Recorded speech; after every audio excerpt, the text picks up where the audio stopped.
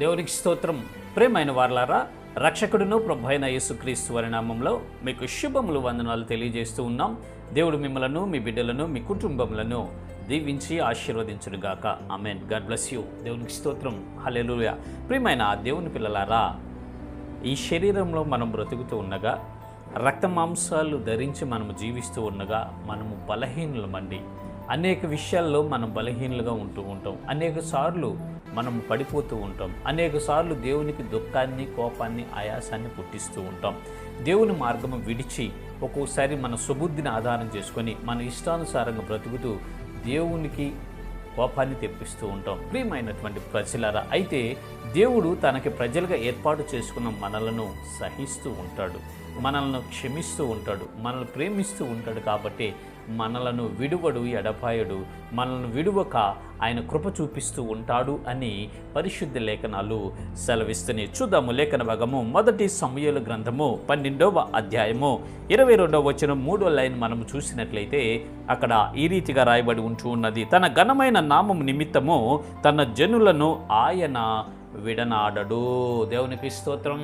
హల్లెలూయా. తన ఘనమైన నామము నిమిత్తము, తన ఘనమైన నామము నిమిత్తము దేవుడు తన జనులను విడనాడనంటండి. తన జనులు భయంకరమైనటువంటి పాపం చేస్తూ ఉంటారు. ఒక్కోసారి ఇశ్రాయేల్ ప్రజలు ఒక్కోసారి దేవుని విడిచి వేరొకరిని హత్తుకుంటూ ఉంటారు. ఒక్కోసారి దేవునికి కోపాన్ని, ఆయాసాన్ని, దుఃఖం తెప్పిస్తూ ఉంటారు. దేవుని మీద సనుగుతూ ఉంటారు, గొనుగుతూ ఉంటారు. ఇవన్నీ చేస్తున్నప్పటికీ, దేవునికి ఎంతో కోపమును, దుఃఖమును, వేదనను కలిగిస్తున్నప్పటికీ వారిని విడిచిపెట్టకుండా కృప చూపిస్తాడు అని పరిశుద్ధ లేఖనాలు సెలవిస్తున్నాయి. ప్రియమైన ప్రజలరా, రక్షించబడిన నీవు, నేను, మనమందరము అనేక సార్లు మనం పడిపోతూ ఉన్నామండి. అనేక సార్లు మనము బలహీనమైపోతున్నాం.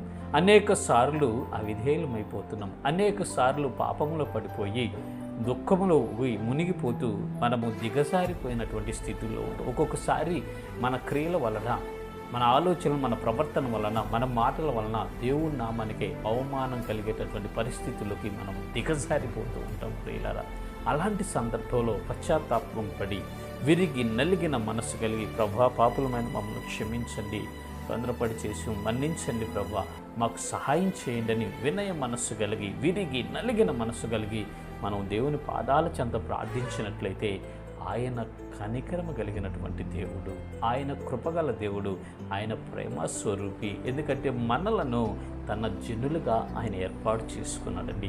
తన స్వరక్తం ఇచ్చి మనల్ని కొన్నాడండి. తన స్వరక్తం ఇచ్చి మనలను కన్నాడు కనుక, తనకు బిడ్డలుగా ఏర్పాటు చేసుకున్నాడు కనుక మన యందు జాలిపడి, మన యందు కనికరపడి, మన యందు కృప చూపిస్తూ మనల్ని విడనాడకుండా ఆయన నిత్యము మనల్ని నడిపిస్తూ ఉంటారు. మనకి కాపుదల ఉంటాడని పరిశుద్ధ లేఖనాలు సెలవిస్తున్నాయి. అవును ప్రియులారా, మనము బలహీనులమే. మునుపు మనం శరీరరీతిగా నడుచుకున్నాం.